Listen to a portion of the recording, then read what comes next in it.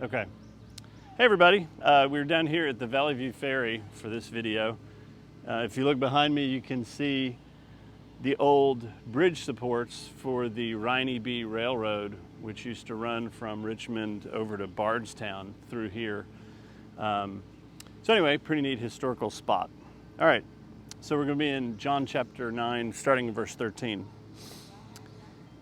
They brought to the Pharisees the man who had formerly been blind. Now it was a Sabbath day when Jesus made the mud and opened his eyes. So the Pharisees again asked him how he had received his sight. And he said to them, "He put mud on my eyes, and I washed, and I see." Some of the Pharisees said, "This man is not from God, for he does not keep the Sabbath." But others said, "How can a man who is a sinner do such signs?" And there was a division among them. So they said again to the blind man, "What do you say about him, since he has opened your eyes?" He said, "He is a prophet." The Jews did not believe that he had been blind and had received his sight until they called the parents of the man who had received his sight and asked them, "Is this your son, who you say was born blind? How then does he now see?" His parents answered, "We know that this is our son and that he was born blind, but how he now sees we do not know, nor do we know who opened his eyes. Ask him, he is of age, he will speak for himself." His parents said these things because they feared the Jews, for the Jews had already agreed that if anyone should confess Jesus to be Christ, he was to be put out of the synagogue. Therefore his parents said, "He is of age, ask him." So again, we have this scene that parallels the healing of the man who had been lame for 38 years here in the temple. And this scene is probably on during the Feast of Booths still. So a good question to ask about these miracles is, why does Jesus do them on the Sabbath? He knows that it's going to be controversial. He deliberately does it on the Sabbath. And I think it's in part to precipitate these schisms, these divides, to cause this controversy, because he believes that the prevailing view of the Sabbath actually diminishes the Sabbath, that it is more about a legalism than it is about life-giving. And he wants to bring about a crisis. And you get the sense in this passage that the leaders in Jerusalem are this kind of thought police. I mean, why on earth did the healing of this man draw their attention? It seems like everything of significance that happens has to come before them, and that Jesus is deliberate about that. So they question him, and I would again encourage you to look at the questioning of the man who had been lame for 38 years with this guy, because this guy seems to not want to throw Jesus under the bus. He seems to be more positive in his view of Jesus. And again, I want to draw our attention to, all through the Gospel of John, the Sabbath isn't just about the Sabbath. It's pointing to something greater. Eyesight is not just about eyesight, but it's about how you view life and how you view Jesus. It's about a kind of a spiritual eyesight.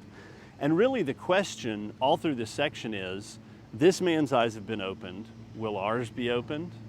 Will the leaders in Jerusalem, will their eyes be opened to who Jesus is and who they are? And will they come around to seeing properly?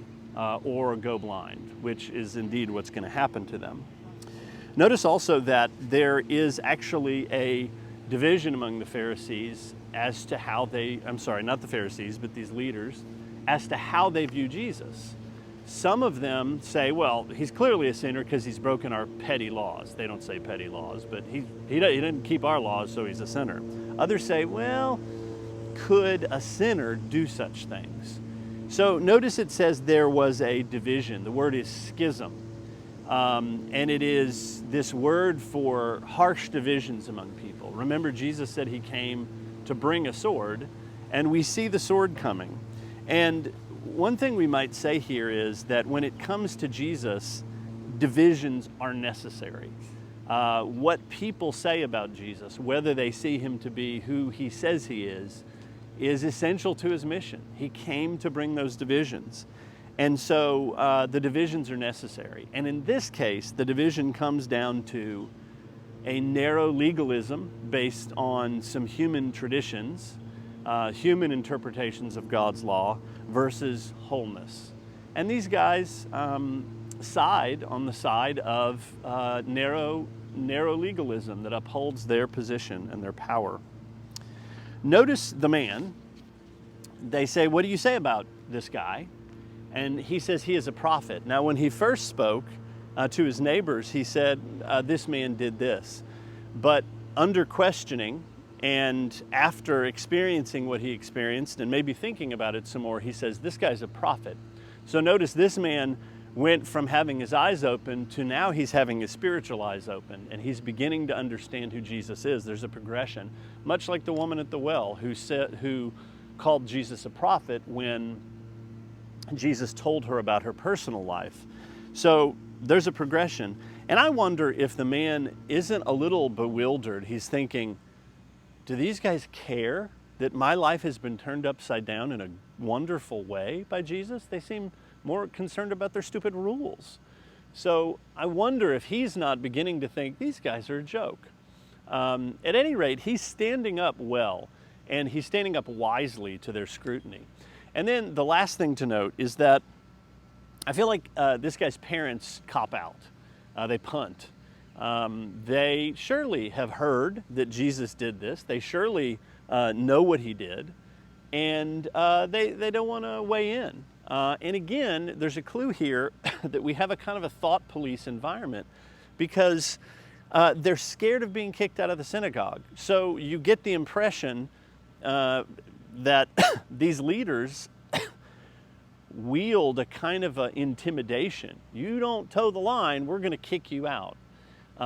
Again, and these guys, the parents, come out more fearing them than fearing God and wanting to know who Jesus is. So it's an ominous note to end this section with.